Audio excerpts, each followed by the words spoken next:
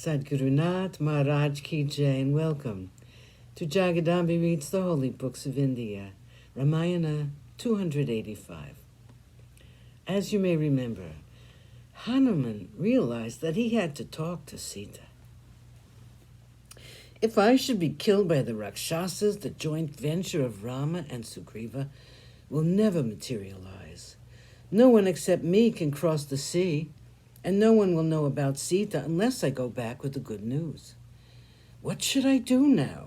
I must act after great deliberation.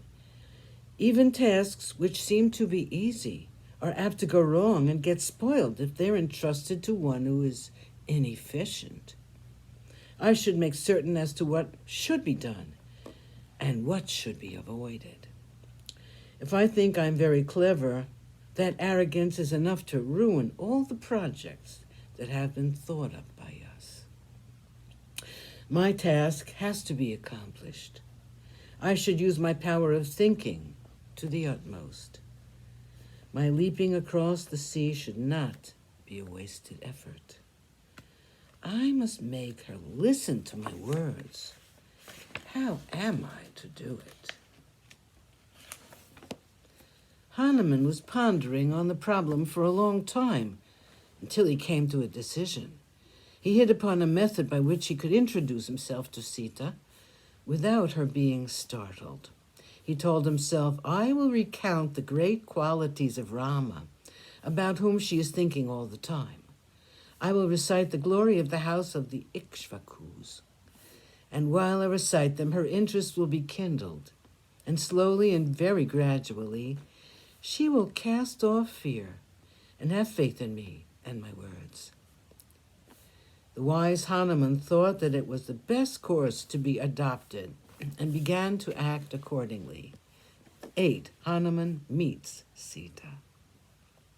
The branches of the Shimshupa tree, on which Hanuman was seated, were very near those of the Ashoka tree, under which Sita was standing. Suddenly she heard some words which she had never heard before. Hanuman had begun his recital. There once was a great king by name Dasaratha. He was a saint among kings, and he was famed for his prowess and for his truthfulness. All the three worlds were aware of his might and his wealth. He was a Rajarshi, and the king was like a rishi because of his tapas. He was born in the race of the sun, and he was like Indra himself in glory. Kind to everyone, the king was very noble and very compassionate toward all. He was a great king, and he was greatly honored by men and gods alike. He had 4 sons, the eldest of whom is known by the name Rama. Rama was very dear to the king, Rama with a face resembling the moon in its charm. Rama is a great archer, and he is the best among men. He is the protector of Dharma and of his people.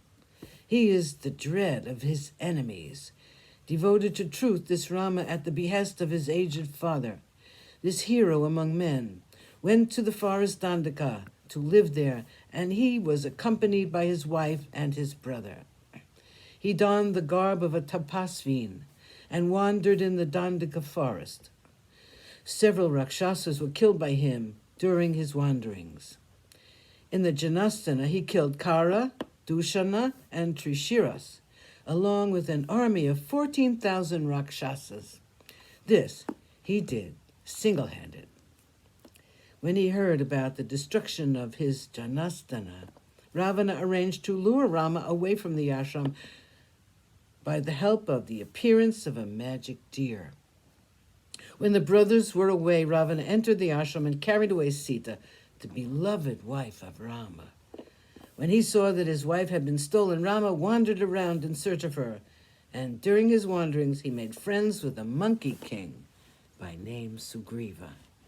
This friend promised Rama that he would help him in his search for Sita. In return, Rama promised to establish Sugriva on the throne of Kishkinda. Sadgurunath Maharaj Ki Jai. Thank you for coming. I hope you come again.